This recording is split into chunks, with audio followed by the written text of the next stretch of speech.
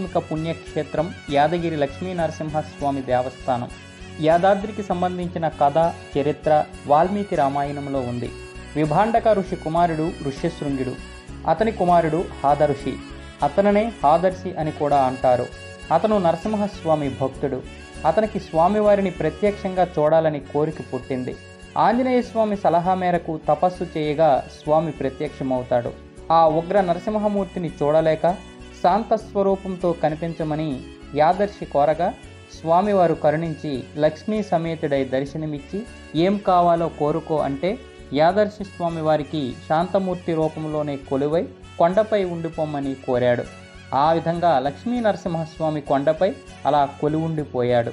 కొన్నాళ్లకు స్వామివారిని వేరువేరు రూపాల్లో చూడాలనిపించి యాదర్శి మహర్షి మళ్ళీ తపస్సు చేశాడు.